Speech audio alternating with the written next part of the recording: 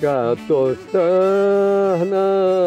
δάσα πλατάνια, στην κρυόβρηση διαμαντούλα, στην κρυόβρηση.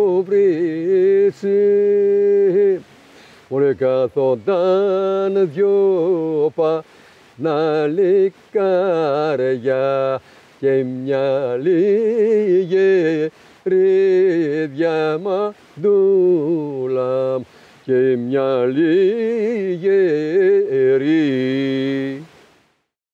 Βρισκόμαστε στο Πανετολικό Όρος, στο πανέμορφο και καταπράσινο χωριό Πεντάκορφο, παρέα με τον κύριο Γεράσιμο. Οι ιστορίες των Ελλήνων μεταναστών που καταγράφουμε είναι γεμάτες θάρρος, θυσία και νοσταλγία. Από τη δεκαετία του 50 και μετά, χιλιάδες συμπατριώτες μας άφησαν πίσω την πατρίδα, αναζητώντας ένα καλύτερο μέλλον σε μακρινούς τόπους. Ένας από αυτούς είναι και ο κύριος Γεράσιμος, που πριν από 56 χρόνια έκανε το μεγάλο ταξίδι για τη μακρινή Αυστραλία. Σήμερα μας μιλάει για τη ζωή του εκεί, τις δυσκολίες, τις χαρές, αλλά και το πώς κατάφερε να κρατήσει ζωντανή την ελληνική του ταυτότητα χιλιάδες χιλιόμετρα μακριά από τη γη που τον γέννησε. Καλώς ήρθατε στο χωριό μας. Καλώς σας βρήκαμε. Είναι πραγματικά πανέμορφο το χωριό σας. Ναι, χαίρομαι που ήρθατε. Να το διαφημίσουμε κι εμείς από ποιο μέρος είμαστε, από πού καταγόμαστε. Κατάγεστε από ένα πάρα πολύ όμορφο χωριό με πολύ καλούς και ζεστούς ανθρώπους, κύριε Γεράσιμε. Εδώ γεννηθήκατε και μεγαλώσατε. Εδώ στο Πεντάκορφο, ναι, ήμασταν 3 αδέρφια και οι γονείς μου. Πενταμελής οικογένεια. Τι θυμάστε από την παιδική σας ηλικία? Δεν είχε δρόμος τότε, δεν είχαμε ποδήλατο, δεν είχαμε κανονικά ούτε και μπάλα να παίξουμε. Αυτό που θυμάμαι, όπως είπα για την μπάλα, πιάναμε με πανιά και μια φορά μου πήρε ο πατέρα μου μια μπάλα μικρούλα. Την πήγα στο σχολείο για να παίξουμε, πήραν τα παιδιά να παίξουν, είχε πολλές τούφες εκεί. Κάπου έφυγε κάποιος τεκλώτσης και χάθηκε η μπάλα. Στενοχώρια εγώ, τέλος πάντων, πού να το πω στο σπίτι γιατί τρεπόμουν. Αυτό ήταν το παιχνίδι που είχαμε και μετά χάλασε το άλογο το πέταλο. Το βάζω κι εγώ μια κλωστή στην τρύπα που βάζα τα καρφιά. Έμπαινα καβάλα στο σκηνή και έτρεχα και έλεγα το δικό μου το άλογο κύρτησε. Τα παιχνίδια μας ήταν να ανεβαίνουμε στα δέντρα, να τρώμε φρούτα όταν γινόταν της εποχής. Βάζαμε καπνά στο χωριό και τότε το χωριό καλλιεργούταν όλο γιατί βάζαν τα καπνά. Αρματιάζαμε καπνό με τη βελόνα. Στο σχολείο που πηγαίνατε είχε πολλά παιδάκια? Τότε το σχολείο μας είχε 135 παιδιά. Πόσους κατοίκους είχε το χωριό την παλιά εποχή? Ακουγόταν να έχει 300 οικογένειες. Μετά τελειώσατε το σχολείο. Μόλις απολύθηκα από στρατιώτες, μετά από 2 εβδομάδες έφυγα για την Αυστραλία. Ποιος ήταν ο λόγος που σας έκανε να πάρετε τον δρόμο της συνειδητείας? Ήταν αυτή η δύσκολη ζωή που ζούσαμε εδώ πέρα. Δεν υπήρχαν και τα μέσα να προωθήσεις, να προχωρήσεις κάπου παραπάνω, αφού δεν υπήρχε ούτε και δρόμος. Είχαμε χωματόδρομο τότε και έρχονταν στο χωριό ένα φορτηγό αυτοκίνητο για συγκοινωνία. Το οποίο σε εκείνο το φορτηγό αυτοκίνητο μπαίνανε άνθρωποι, σαν λεωφορείο, και μπαίνανε και αγελάδες, ό,τι ζώα είχαν ο καθένας, εκεί ήταν όλα μαζί. Αυτό μας ξανάγκασε και λέει, ακούγαμε η Αυστραλία ή η Αμερική, τα οποία είχε η αξία του νομίσματος, ήταν, σε παράδειγμα όπως το βλέπαμε τότε, ήταν 8 δολάρια την ημέρα, εδώ ήταν στις 30 δραχμές και λέγαμε, είναι μια μέρα δουλεύεις εκεί 8, παίρνεις 8 μεροκάματα. Αυτό μας ξανάγκασε και είπαμε να ξενιδευτούμε. Ποτέ κανένας μετανάστης δεν σκέφτηκε ότι θα πάει για μόνιμα στο εξωτερικό, από όσους ξέρω εγώ βέβαια. Αλλά τα 2 χρόνια που λέγαμε ή 5 το πολύ, εκεί δεν έσε μετά. Αγοράζεις ένα σπίτι, αποκτάς οικογένεια, πάντα παιδιά στο σχολείο, θα φύγω το χρόνο σε 2 χρόνια και μένουν τα 56 που Εσείς γιατί επιλέξατε την Αυστραλία και όχι την Αμερική? Επειδή ήταν μια εξαδέρφη μου εκεί. Έκανε πρώτα στον αδερφό μου πρόσκληση και πήγε και μετά ο αδερφός μου έκανε σε εμάς πρόσκληση και πήγαμε. Τι θυμάστε τη μέρα του αποχωρισμού? Από εδώ. Ήταν πραγματικά δύσκολο. Πώς ήταν? Πώς γινόταν τότε? Επειδή εγώ μόλις απολύθηκα από Φαντάρος, έφυγα σε 2 εβδομάδες. Και τη μία εβδομάδα την έφυγα να πάω να πάρω τα χαρτιά από το νομαρχία και όλα τα θεμαστό. ήμουν σχεδόν ξενιτεμένος.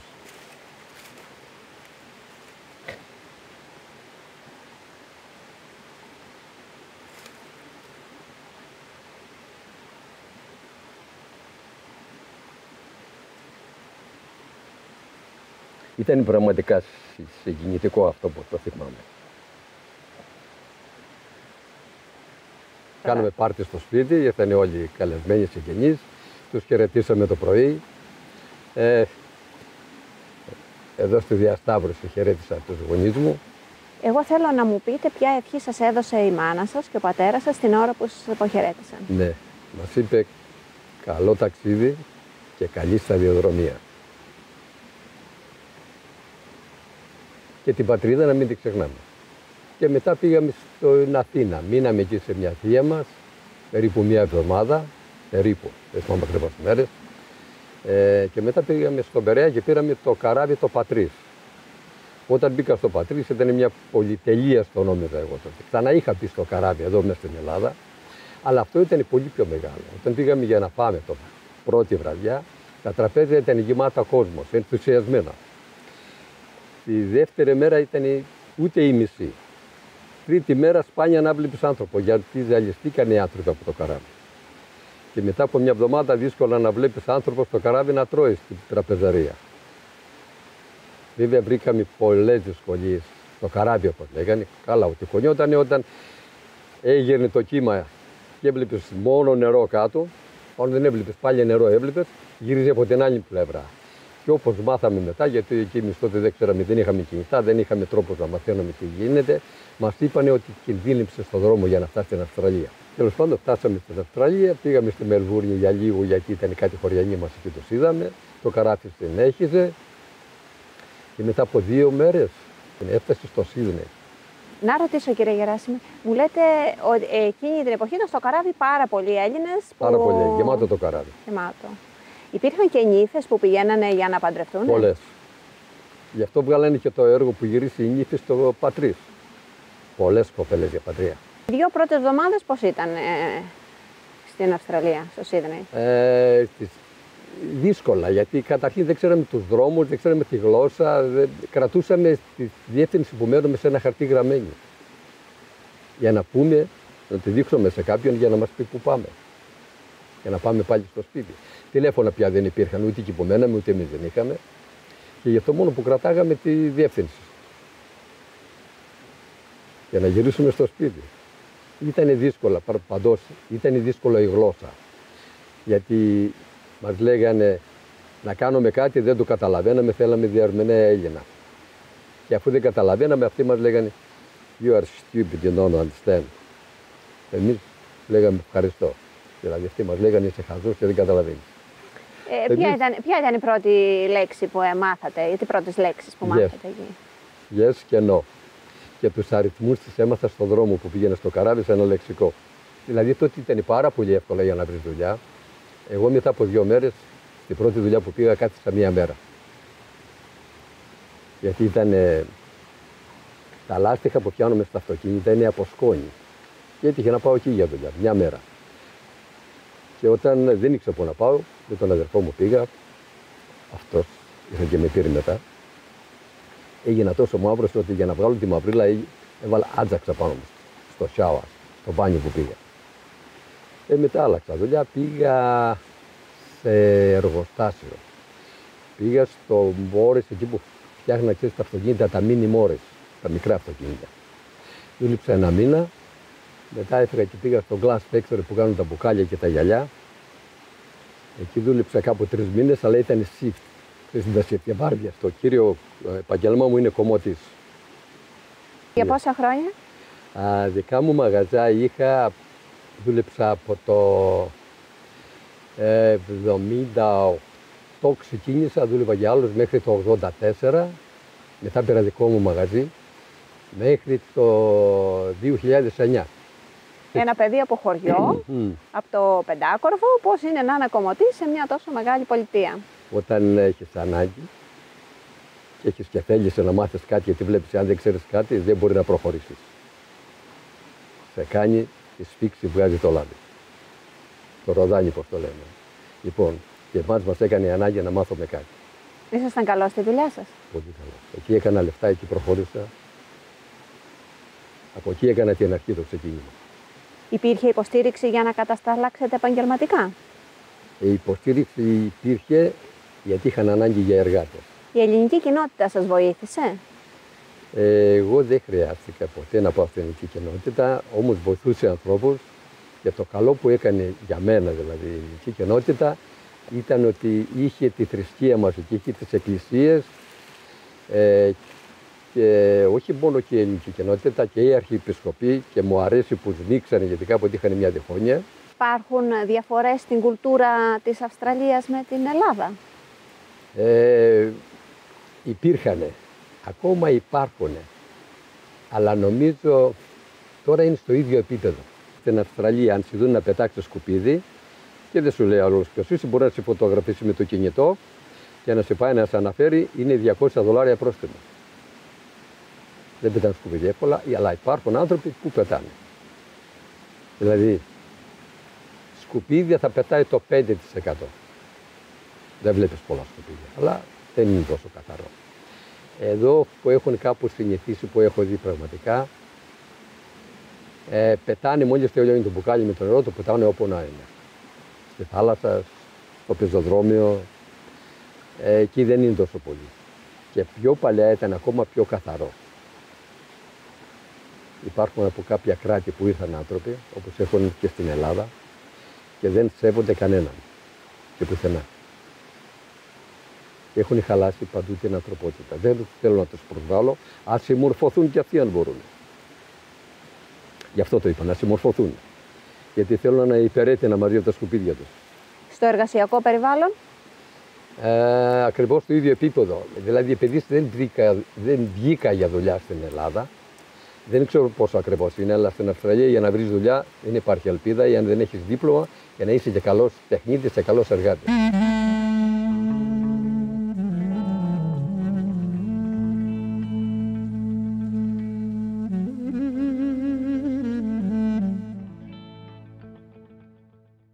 Έχετε ενσωματώσει ελληνικές συνήθειες στην καθημερινότητά σας? Όλες. Τα παιδιά μου μιλάνε πολύ καλά ελληνικά. Και ο εγγονός μου και η εγγονή μου, έχω δύο εγγονάκια, η εγγονή μου είναι 26 χρονών. Ο εγγονός μου είναι 12. Μιλάνε ελληνικά καλά. Τη σύζυγό σας πώς τη γνωρίσατε? Τη γνώρισα στην Αυστραλία, στο Σίδνεϊ. Πώς τη γνωρίσατε? Έτυχε να έρθουν να νοικιάσουν εκεί που μέναμε εμείς. Και όταν γυρίσαμε με τον αδερφό μου στο σπίτι, είδα δύο κοπέλες εκεί πέρα. Είδα τη μία που την έτυχε να την έχω ξαναδεί, άλλη αυτή κρατάει ένα μωρό στα χέρια, τελείωσε. Είχε παντρευτεί. Και βλέπω τη γυναίκα μου, λέω αυτή εντάξει θα μπλέξει μαζί μου. Και ακόμα, δόξα τω Θεώ, είμαστε μαζί. Έγινε γάμος ελληνικός παραδοσιακός? Ελληνικός, ναι. Ελληνικός και με την παρέα που είχαμε και ο κουμπάρος μου που είναι παιδιά ακόμα έχουν μεγάλη φιλία. Αυτοί ήταν και τα παιδιά μου. Πώς διατηρείτε την επαφή με την οικογένεια, με το χωριό, με τους φίλους σας εδώ στην Ελλάδα? Εγώ διατηρώ πολύ καλές σχέσεις με τους φίλους μου, με τους συγγενείς εδώ στην Ελλάδα και τα παιδιά μου που έχουν έρθει, τους αρέσει εδώ πολύ. Και ναι, πέρυσι είχε έρθει ο γιος μου ο παντρεμένος, τα έχω φέρει αρκετές φορές τα παιδιά στην Ελλάδα και η κόρη μου με την κόρη της έχουν έρθει, ο εγγονός μου που μιλάει ελληνικά. Και όταν του μιλάμε, τι είσαι Έλληνας, το λέει και του αρέσει. Και έχει, θα πω κάτι που πρέπει να το ξέρουμε, να το σεβόμαστε. Έχει του Καραϊσκάκη το τραγούδι, του λέει πάντα. Και έχει και μια μικρή φωτογραφία, μικρούλα του Καραϊσκάκη. Έχετε μετανιώσει για την μεταναστευσή σας στο εξωτερικό? Στην αρχή όχι. Τώρα επειδή σκάθισαμε πάρα πολλά χρόνια και οι ευκαιρίες που θα υπήρχαν δεν υπάρχουν τώρα εδώ, δεν το έχω μετανιώσει. Αν θα μου πεις που θα ήθελα να ζήσω για πάντα, όσα χρόνια μας χάρισε ο Θεός. Αγαπάω την Ελλάδα και θέλω να έρχομαι τακτικά. Ακόμα και εδώ να έμεινα τακτικά δεν θα με πειράζει, αλλά δεν μπορώ λόγω που Εδώ δεν έχω, εκτός από τα χωράφια που έχω εδώ πέρα, και δεν έχω καμία σειρά εδώ να μπορέσω να τα καλλιεργώ. Και καταρχήν, για να αποδώσουν τα κτήματα εδώ, πρέπει να χαλάσεις κάποια χρήματα πρώτα, να τα φτιάξεις, να καλλιεργούνται. Και νομίζω αυτός είναι ο τρόπος που τα παρατήσανε όλοι εδώ. Αν σου ζητούσα να μου περιγράψεις με 2-3 λέξεις το χωριό σου, ποιες θα ήταν αυτές? Το χωριό μου λέγεται Πεντάκορφο και είναι πεντάμορφο. Έχει όλες τις ομορφιές. Τις πρασινάδες, τα κρύα νερά και καλούς δρόμους έχει τώρα. Πώς βλέπετε το μέλλον σας στην Αυστραλία? Κοίταξε, το μέλλον παγκοσμίως έγινε το ίδιο. Αν έχεις σειρά, προχωράς. Αν δεν έχεις και δεν σκέφτεσαι πώς θα αντιμετωπίσεις την αυριανή μέρα και μέχρι που είναι η δύναμή σου και κάνεις άλματα χωρίς να μπορείς, είναι παντού δύσκολα. Ποια συμβουλή θα δίνετε σε έναν νέον που σκέφτεται να μεταναστεύσει και να κάνει το ίδιο με εσάς, να έρθει στην Αυστραλία? Θα πρέπει να πάρει ένα καλό δίπλωμα, να είναι πάρα πολύ καλός τεχνίτης. Αλλά όταν είσαι ένας πολύ καλός τεχνίτης, δουλειά βρίσκεις παντού. Οικοδόμος είναι καλός, περιζήτητος, τον ζητάνε. Αλλά νομίζω και στην Ελλάδα τον ζητάνε τον τεχνίτη, το καλό. Αν είσαι ηλεκτρολόγος και μπορείς να πάρεις την πολυκατοικία να την τελειώσεις, οτιδήποτε. Να έχεις δίπλωμα, να τελειώνεις όλο αυτό που αναλαμβάνεις. Νομίζω και η Ελλάδα αυτά τα έχει τώρα. Η παγκοσμιοποίηση έφτιασε παντού το ίδιο. Και μιλάμε μόνο για τα κράτη που είναι προοδεμένα, που θέλουμε εμείς. Δεν θέλω να προσβάλλω κανέναν, αλλά τα χριστιανικά κράτη κοιτάω εγώ. Στα άλλα δεν ξέρω γιατί, μπορεί να μην είμαι καλός, αλλά δεν τα κοιτάω. Ας κοιτάξουν αυτοί που τα βλέπουν. Ποιο είναι το πιο όμορφο πράγμα που σας έχει συμβεί στην Αυστραλία? Εμένα οι διασκεδάσεις μου αρέσουν πολύ. Το σύλλογο που έκανε χορό. Ναι, πολλές θυμάμαι, αλλά αυτή που θυμάμαι καλά μια φορά. Τραγουδάτε κιόλας? Όχι, στην αυγίες όχι. Όχι, Μόνος μου, ναι. Στην παρέα. Ναι. Ποιο είναι το αγαπημένο σας τραγούδι? Κοίταξε, συνήθως εγώ επειδή γεννήθηκα στο χωριό, είναι τα δημοτικά. Τα δημοτικά τραγούδια. Και είναι το τραγούδι ίδιο. Είναι πολλά δημοτικά, είναι αρκετά τραγούδια. Σελίδες, όλα. Πάμε ρε πάνω σε ψηλή ραχούλα, πάνω σε ψηλή ραχούλα κάθονταν μια βλαχοπούλα. Και μωρέ και τη ρόκα της βαστάει, και τη ρόκα της βαστάει, πρόβατα κι αρνιά φυλάει. Ζείτε ανάμεσα σε δύο πατρίδες. Ναι. Τι κρατάτε και τι αφήνετε από αυτές τις δύο πατρίδες? Περισσότερο με τραβάει η Ελλάδα, σου λέω την αλήθεια.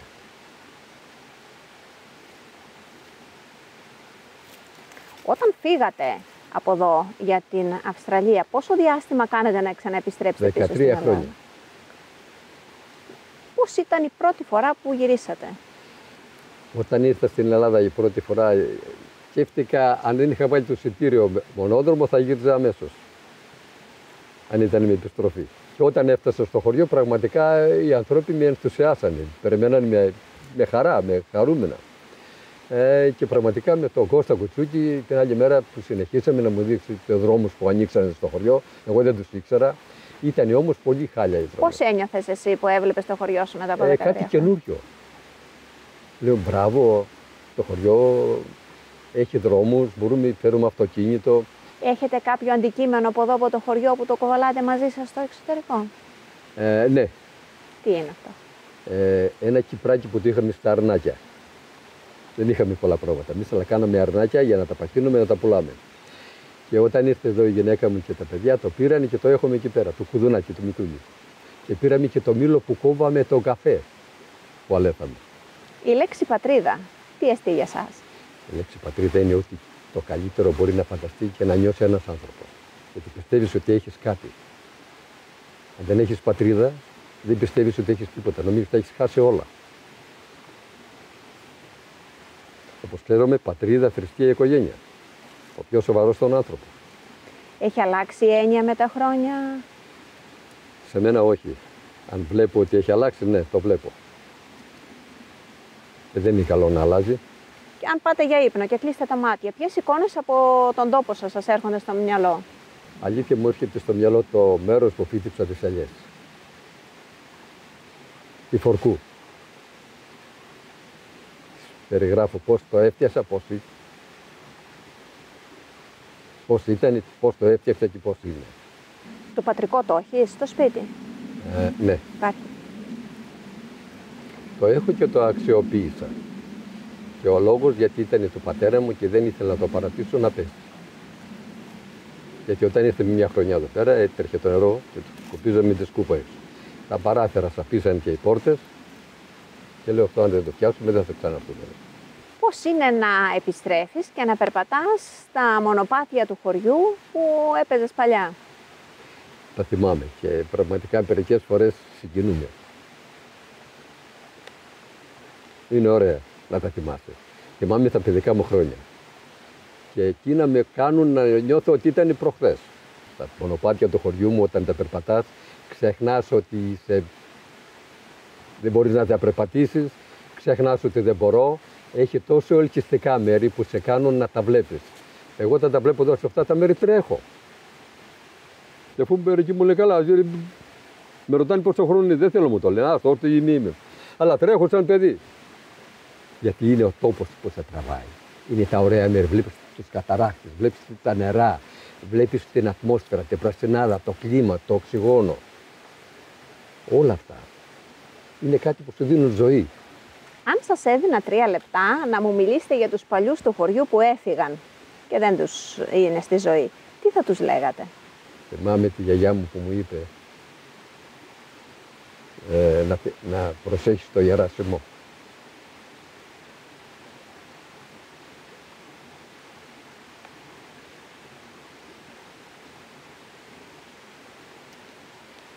Θυμάμαι ανθρώπους που δουλεύανε στα χωράφια, θυμάμαι που μας λέγανε ιστορίες. Όταν ήμουν μικρός μας λέγανε ιστορίες από τον πόλεμο. Ανθρώποι που είχαν πάει στη Μικρά Ασία. Εμείς τους ακούγαμε που τα λέγανε και τους θυμάμαι τώρα αυτούς. Κύριε Γεράσιμε, θέλουμε μέσα από την καρδιά μας να σε ευχαριστήσουμε σήμερα που μας υποδέχτηκες εδώ στο όμορφο χωριό σου. Μοιράστηκες μαζί μας τη δική σου ιστορία ζωής, σε γνωρίσαμε και σένα καλύτερα και είμαστε ευγνώμονες γι' αυτό. Και εμείς χαρήκαμε πάρα πολύ μία που ήρθατε στο χωριό μας και μας θυμήσατε να το διαφημίσετε γιατί είναι πάρα πολύ όμορφο το Πεντάκορφο και σας ευχαριστώ πάρα πολύ που βρεθήκατε εδώ σήμερα για να κάνουμε αυτή τη συζήτηση που κάναμε. Εμένα μου άρεσε πάρα πολύ και θα ήθελα όσοι το ακούσουν αυτό που κάναμε σήμερα να έρθουν να το επισκεφθούν και θα μείνουν ευχαριστημένοι. Surprise που το λένε. Είναι ένα πολύ όμορφο χωριό, πραγματικά με πολύ όμορφους ανθρώπους. Σας ευχαριστούμε θερμά. Ευχαριστούμε θερμά και όλους εσάς που μας παρακολουθήσατε. Αν σας άρεσε και αυτό το αφιέρωμα, κάντε εγγραφή στο κανάλι μας.